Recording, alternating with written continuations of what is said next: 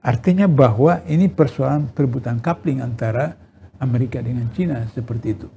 Nah, kita bisa lihat bahwa di data-data bea cukai Indonesia itu tidak ada pengiriman atau ekspor nikel yang sekian banyak itu. Tapi di data-data di Cina, di bea cukai Cina itu ada sekian seperti itu. Jadi berarti ada permainan seperti itu. Nah, oleh karena itu maka dari situ Bung Hatta itu kan cucu dan anak dari kiai yang tersohor di Sumatera Barat waktu Syekh Abdurrahman itu kakeknya, seperti itu. Sehingga Bung Hatta itu meskipun pendidikan Belanda, tapi beliau memahami Islam, memahami Islam. Sehingga konsep koperasi dan pasal 33 Undang-Undang 45 itu Bung Hatta yang mengusulkan. Kenapa? Karena Bung Hatta berdasarkan hadis Nabi. Kata Rasulullah, umat Islam berkongsi dalam 3 hal. Pertama rumput, kedua air, ketiga api.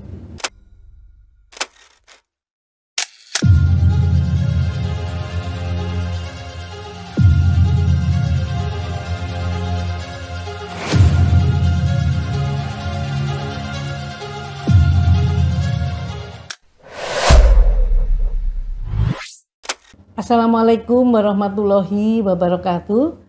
Para pemirsa TV Masyumi, Matrana 4 dan Ahmad Yani Channel dimanapun berada di seluruh tanah air dari Sabang sampai Merauke. Para pemirsa, pada hari-hari terakhir ini memang kita memusatkan perhatian terhadap beberapa kasus seperti terjadi 4 pulau yang diperebutkan antara Aceh dan Sumatera Barat, dan oleh Prabowo Subianto, presiden kita yang ke-8 ini, kemudian diputuskan masuk dari daerah Aceh. Kemudian terakhir lagi ini sekarang hangat adalah Trenggalek dan Tulungagung. Jadi masalahnya juga di sana ini ada deposit emas. Nah, kita ini sebentar lagi sudah masuk ke 80 tahun kemerdekaan Republik Indonesia, nanti 17 Agustus. Setiap kali upacara kita selalu dibacakan detik-detik proklamasi dan teks proklamasi seperti itu, di mana kemerdekaan adalah hak segala bangsa dan segala sesuatu mengenai pemindahan kekuasaan diselesaikan dalam waktu singkat-singkatnya. Nah, khusus untuk membahas ini kami hadirkan Bapak Dr. Abdullah Hehamahwa. Beliau adalah Ketua Majelis Syura Partai Masyumi. Assalamualaikum Pak Abdullah. Waalaikumsalam warahmatullahi wabarakatuh, Mbak Utari. Jadi hari ini kita baru saja menyaksikan ya Pak pelantikan dari Muslimat Masyumi pusat, dan itu adalah harapan terbaik kita bahwa para muslimat yang akan berjuang ya Pak ya. Yeah. Nah, ini Pak, kita tentu sebentar lagi ya, kurang 1 bulan lagi ini memperingati 80 tahun. Kalau dulu 80 tahun diperingati dilaksanakan di IKN. Nah, kita tidak tahu Pak Prabowo akan melaksanakan di mana perayaan 17 Agustus dari 2025 memperingati 80 tahun. Ini menurut saya ini hal yang simbol ya Pak ya semua itu.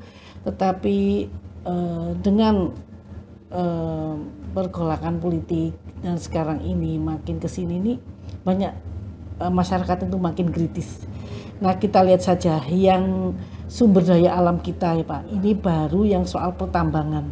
Ini sudah banyak sekali rakyat dirugikan ya Pak. Seperti kita lihat PT Freeport itu dia di Gasberg Irian itu terus melakukan penambangan dari tahun 67 dan bahkan akan diteruskan sampai tahun 2061. Sudah diberi izin oleh Bapak Presiden kita yang ke-7 yaitu Joko Widodo. Nah, kita lihat juga di Morowali, kita lihat di lain-lain tempat ini. Menurut Bapak bagaimana Pak? Ini kan pemindahan kekuasaan dilakukan dalam waktu singkatnya. Ini kita terbuka lagi kepada asing ya, dan itu menurut saya terlalu brutal. Apakah perlu ditinjau lagi Pak mengenai kebijakan eksploitasi pertambangan? Ya, yang pertama bahwa ketika kejatuhan Khilafah Islamiyah maka kemudian Perang Dunia Pertama dan Perang Dunia Kedua itu negara-negara yang memenangkan perang itu yang menentukan. Karena itu maka kemudian PBB itu dikendalikan oleh 5 negara yang mereka punya hak veto yang disebut dengan Dewan Keamanan PBB. Sehingga begitu mereka itu seakan-akan pemilik dunia ini, pemilik yang bagi ini seperti itu. Itu kesalahan sejarah seperti demikian. Yang kedua, memang qadarullah Indonesia ini mempunyai sumber daya alam yang luar biasa. Laut kita itu nomor 2 pantai terpanjang di dunia setelah Kanada. Hutan kita itu hutan tropis ketiga terluas di dunia. Dan kemudian kita punya tambang ada 17 tambang dan itu terbanyak di dunia. Pada waktu yang sama negara-negara yang lain, khususnya Eropa, Amerika, Cina dan Rusia itu sudah mengalami krisis energi. Sudah mengalami krisis energi sehingga mereka harus mencari tempat-tempat lain. Dan mereka melihat Indonesia adalah salah satu wilayah yang kemudian bisa direbutkan sumber-sumber daya alam. Maka kemudian kalau kita lihat dulu ada blok barat, blok timur, di mana blok barat dipimpin oleh Amerika, blok timur dipimpin oleh Rusia. Tapi kemudian setelah perang dingin itu selesai, maka sekarang itu terjadi blok barat dan blok timur tetap juga, tapi antara Amerika dengan Cina seperti itu. So kita lihat perkembangan terakhir itu baik ekonomi maupun teknologi. Cina itu sudah bisa mengimpas, menyeberangi atau melampaui kemajuan teknologi Amerika seperti itu. Sehingga begitu maka Indonesia ini sebenarnya adalah pembagian coupling antara Amerika dengan Cina saja seperti itu. Negara-negara lain ikut saja menikmati sisa-sisanya, tapi ditentukan oleh Amerika dan Cina. Saya bisa sebutkan itu karena ketika IKN mau ditetapkan di Kalimantan Timur oleh Jokowi dan kemudian Amerika, Dubes Amerika itu datang ke sana ke tempat IKN itu mengatakan kepada wakil gubernur, wakil bupati, kan bupatinya waktu itu sudah ditangkap oleh KPK. Wakil bupati dia mengatakan bahwa kalau pemerintah Indonesia paksakan IKN di Kalimantan Timur, maka Amerika akan buka IKN di Papua seperti itu. Artinya bahwa ini persoalan perebutan coupling antara Amerika dengan Cina seperti itu. Nah, kita bisa lihat bahwa di data-data bea cukai Indonesia itu tidak ada pengiriman atau ekspor nikel yang sekian banyak itu. Tapi di data-data di Cina, di bea cukai Cina itu ada sekian seperti itu. Jadi berarti ada permainan seperti itu. Nah, oleh karena itu maka dari situ Bung Hatta itu kan cucu dan anak dari kiai yang tersohor di Sumatera Barat waktu Syekh Abdurrahman itu kakeknya, seperti itu. Sehingga Bung Hatta itu meskipun pendidikan Belanda, tapi beliau memahami Islam, memahami Islam. Sehingga konsep koperasi dan pasal 33 Undang-Undang 45 itu Bung Hatta yang mengusulkan. Kenapa? Karena Bung Hatta berdasarkan hadis Nabi. Kata Rasulullah, umat Islam berkongsi dalam 3 hal. Pertama rumput, kedua air, ketiga api. Nah, jadi kalau rumput itu karena padang pasir baru rumput. Tapi kalau seperti Indonesia, Malaysia, Thailand itu hutan. Nah, kemudian air ya di Timur Tengah itu white gold seperti itu. Nah, karena itu kalau orang Arab datang ke Malaysia, ke Indonesia, mereka jannah. Karena di mana ada sungai, ada danau apa. Dalam Al-Quran itu ratusan ayat yang menyebutkan di bawah surga itu ada air mengalir. Sungai mengalir seperti itu. Nah, sehingga dan begitu maka itu Nabi melarang tidak boleh dikuasai oleh swasta, harus pemerintah. Nah, itu bunyi pasal 33 seperti itu. Bumi, air dan sumber daya yang ada dalamnya dikuasai negara, digunakan semaksimal untuk kepentingan rakyat. Nah, kalau api itu energi. Api itu energi. Dan saya katakan tadi bahwa kita punya 17 tambang terbanyak di dunia. Yang itu berdasarkan data-data di KPK bahwa kalau 17 tambang itu diolah oleh BUMN, BUMD dan koperasi Tanpa KKN, maka setiap orang dari 285 juta warga negara Indonesia itu mendapatkan 20 juta rupiah satu bulan gratis tanpa kerja. Nah, tapi apa yang terjadi sekarang? Kasus Freeport, Raja Ampat, kemudian Morowali, kemudian di Maluku Utara, kemudian di Kalimantan. Kita punya batu bara itu memang masih 40 tahun lagi persediaan, 40 tahun lagi. Minyak kita itu kalau tidak ditemukan sumur baru itu 2030. Tapi saya berpegang kepada hutan dan laut.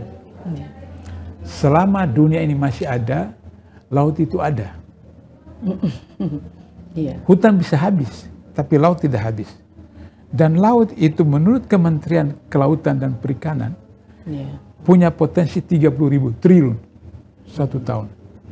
APBN kita tahun ini cuma 3.650 triliun. Berarti kalau laut itu diolah oleh BUMN, BUMD, koperasi tanpa KKN, maka 5 APBN hanya untuk dari laut saja seperti itu. Nah, oleh karena itu maka kita harus kembali kepada Undang-Undang 45 asli, sehingga demikian maka kalau ada 80 tahun ini kan usia orang sudah mendekati pikun kan, sudah mendekati pikun seperti itu. Kalau kita tidak kembali kepada Undang-Undang 45 asli, maka itu menjadi masalah buat kita. Oleh karena itu maka Prabowo kalau mau membuat legasi kepada diri pribadinya, dia terbitkan Perpu kembali ke atau dekret kembali ke Undang-Undang 45 asli. Dan lagi kan 5 Juli 2025. Nah, saya pikirkan itu seperti itu apa mungkin gitu. Nah, persoalannya adalah bahwa kita lihat komposisi di DPR. DPR yang suara terbanyak itu kan PDIP. Kemudian yang kedua terbanyak itu adalah Golkar. Kemudian ketiga terbanyak itu Gerindra. Baru yang keempat itu Nasdem, baru PKB, kemudian PKS, baru PAN, seperti itu. Kalau melihat pada koalisi Prabowo, maka dekret bisa. Bisa kan Pak ya? Dekret bisa karena koalisi Prabowo kan 58%. Kalau betul memang bahwa itu 58% hasil pilpres itu, maka kemudian 58% juga di di DPR, seperti sehingga dekretnya bisa didukung. Kesalahan Gus Dur mengeluarkan dekret untuk membubarkan Golkar itu karena beliau tidak didukung di DPR, tidak menghitung komposisi DPR seperti itu, sehingga kemudian beliau dilengsarkan. Apalagi waktu itu ketentuan Undang-Undang 45 asli itu kewenangan ada di MPR, sehingga kemudian MPR Gus Dur dimakzulkan. Tapi kalau sekarang 2002 Undang-Undang Dasar 2002 tidak bisa lagi MPR memakzulkan kecuali harus putusan MK baru kemudian seperti itu. Nah, oleh karena itu kalau Prabowo betul-betul berhitung bisa selain menerbitkan Perpu tentang Undang-Undang KPK, Perpu tentang IKN, Perpu tentang Cipta Kerja, Perpu tentang Kesehatan, tapi dekret kembali Undang-Undang 45 itu, maka kemudian keuntungan pribadi bagi beliau adalah bahwa beliau dengan mudah menjadi presiden kembali 2029 karena dipilih oleh MPR dan koalisi dia seperti itu dan tidak perlu banyak uang harus dibiayai seperti itu. Misalnya kemarin itu sampai bermiliar-miliar ada anggota DPR pusat dari daerah pemilihan Sulawesi Selatan yang kemarin 2004 dia mendapat suara terbanyak di Indonesia 200.000, tapi dia keluarkan 200 M karena satu suara 1 juta, 200.200 M. Atau Gubernur Kalimantan Selatan itu yang 2020 itu 700 M seperti itu. Nah, tapi kalau misalnya kembali kepada Undang Dasar asli 45, kalau di MPR itu masih ada korupsi, itu masih bisa diproses, masih bisa proses. Artinya KPK bisa memprosesnya, karena katakanlah misalnya 100 orang KPK bisa proses karena KPK pernah nangkap seluruh anggota DPRD Kota Malang, tinggal 3 orang yang tidak ditangkap, satu bis seperti itu. Jadi kalau misalnya kembali ke Undang-Undang 45 asli di MPR, maka masih ada korupsi bisa diproses oleh KPK. Begitu juga pemilihan gubernur di DPRD tingkat provinsi, pemilihan bupati wali kota di DPRD tingkat 2, KPK bisa proses seperti itu. Kalau seperti sekarang kan orang gila, bagaimana mau tangkap jutaan orang seperti itu, Iya. Itu Mbak Utari. Iya. Jadi kembali ke Undang-Undang 45 asli. Jadi kembali, khususnya tadi kembali soal sumber daya alam itu Pak ya, karena saya rasa kalau Prabowo tidak berbuat ini di masa pemerintahan dia, itu luar biasa Pak. Itu sekarang yang terungkap baru 2-3 dan ternyata buntutnya ternyata urusannya dengan sumber daya alam. Jadi memang menurut kami Pemda itu harus tahu deposit sumber daya alam di wilayahnya masing-masing, dan dia akan menjadi seorang manajer portofolio dan dia akan menjual mahal. Nah, oleh karena itu, dan rakyat itu tidak diusir Pak, tapi mereka mendapat option untuk ikut memiliki atau BUMD dihadirkan kalau ada investasi. Dan investasi itu kalau BUMN itu akan sangat membantu peningkatan kemakmuran daerah. Karena itu kenapa saya tadi mengusulkan supaya salah satu Perpu yang diterbitkan oleh Prabowo itu adalah Perpu Undang-Undang Cipta Kerja. Kenapa? Undang-Undang Cipta Kerja itu pemerintah daerah tidak punya lagi kewenangan. Nah itu Pak, makanya. Nah, sebab apa? Kalau misalnya ada kerusakan lingkungan, kerusakan banyak karena eksplorasi yang kebablasan, pemerintah daerah tidak punya kewenangan. Nah, kalau dulu harus izin pemerintah daerah untuk terbitkan izin dan seterusnya. Kalau sekarang tidak, pemerintah pusat. Nah, sehingga begitu maka otonomisasi daerah secara substansial sudah tidak berlaku hari ini dengan Undang-Undang Cipta Kerja. Jadi Undang-Undang Cipta Kerja itu Pak, jadi Undang-Undang Cipta Kerja itu harus dikembalikan dengan Perpu sehingga kemudian otonomisasi daerah di Malaysia itu Mbak Tari, minyak di Malaysia itu cuma 2 provinsi. Kelantan dan Terengganu. Itu sudah ditetapkan 50% untuk provinsi itu, 50% ke pusat. Nah, jadi Indonesia harus begitu. Sehingga demikian daerah itu betul-betul dia makmur. Dan seperti Mbak Utari mengatakan tadi, BUMN, BUMD dan koperasi, koperasi nelayan, koperasi pertanian, koperasi pertambangan, itu maka rakyatnya akan menikmati seperti itu. Pak, nah, itu. Jadi saya memang kami tentu akan memberikan sikap ya Pak ya, Mas Yumi terhadap 80 tahun kemerdekaan Republik Indonesia ini, apa yang harus dilaksanakan oleh pemerintah ini, karena kita berharap sekali Pak ya, karena 100 tahun itu tinggal 20 tahun lagi, yaitu ada hanya 4 periode. Kalau kita tidak berbicara sekarang Pak, itu akan kerusakan tiap hari itu, luar biasa Pak. Kerusakan tiap hari di pertambangan itu luar biasa sebenarnya. Dan tadi Bapak mengatakan bahwa kita tidak tahu sebetulnya berapa sumber daya alam yang dikapalkan kan kita tidak ada catatannya itu Pak. Nah ini makanya apakah harus punya keberanian Pak ya Pak Prabowo? Ada perbandingan yang mencolok pada zaman Orde Baru. Ada senior saya di Pertamina mengatakan bahwa minyak pada waktu itu bocor 50%. Jadi kapal apa semacam. Tapi 50% pada zaman Orde Baru itu membiayai 50% APBN. Nah itu. Sekarang ini APBN itu 80% dari pajak. Nah itu yang minyak tidak rapuh punya, gitu Pak ya. Minyak tidak punya kontribusi sama sekali seperti itu. Bahkan kita kemudian impor minyak dari Singapura, yang Singapura tidak punya sesuatu. Sesuatu. Nah, ketika saya masuk di KPK, saya tanya sama seorang dirjen, kenapa kita impor minyak dari Singapura? Kata beliau, minyak mentah kita itu biayanya mahal. Karena itu kita ekspor, kita impor lagi. Nah, padahal bagaimanapun mahalnya, kalau kita membangun pabrik sendiri, mengolah sendiri, mungkin 5-10 tahun selesai kosnya itu, maka kemudian sesudah itu sudah dimati oleh rakyat. Nah, hasil seperti itu. Tapi terakhir yang kasus Pertamina itu kan Pertamax diubah dari Pertalite seperti itu kan ketahuan belangnya bahwa itu ujungnya adalah korupsi seperti itu. Jadi kami berharap ya Pak, tentunya Partai Masyumi juga merupakan partai yang lahir beberapa bulan setelah proklamasi. Dan sebetulnya para tokoh Masyumi sudah ikut membidani kelahiran Republik Indonesia ya. Jadi sudah saatnya juga kita Partai Masyumi saat ini juga memberikan kontribusi atau harapan kepada pemerintah agar nanti kita akan menikmati Indonesia 4. Sedikitnya Pak ya, rakyat yang ada di kepulauan itu dia bisa menikmati hasil laut. Kemudian tambang yang saya prihatin itu ya Papua, Kalimantan dan Sulawesi.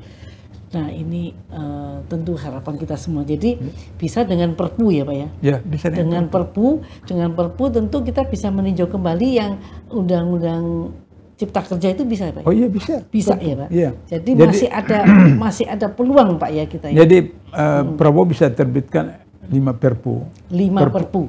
Perpu KPK, Perpu Cipta Kerja, Perpu IKN, Perpu Kesehatan, dan Perpu KUHP itu bisa seperti itu.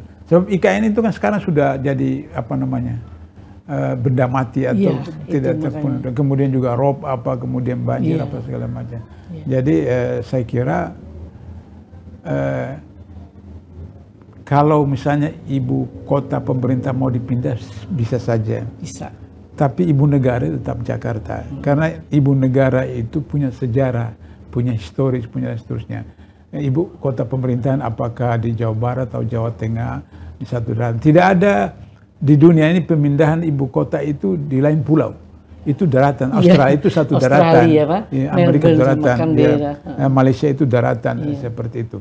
Nah, itu problem. Sehingga demikian maka kalau Prabowo membuat legasi dia harus berani. Harus berani melakukan seperti itu. Ya, dan saya rasa secara kecukupan penguasaan di parlemen cukup kan Pak, 58% itu bisa berbuat untuk rakyat Pak ya. Terima kasih Pak Mahwa, juga pemirsa dari TV Masyumi, Matra 64 dan Ahmad Yani Channel atas perhatian untuk mengikuti diskusi ini. Tentu kita akan terus menelaah bagaimana 80 tahun kemerdekaan RI ini dan apa yang masih bisa kita kejar untuk mendapatkan Indonesia emas di tahun 2045. Sekian dari kami, nanti akan ketemu lagi di dalam diskusi yang lebih menarik. Wabillahi taufik wal hidayah. Wassalamualaikum warahmatullahi wabarakatuh. Waalaikumsalam warahmatullahi wabarakatuh.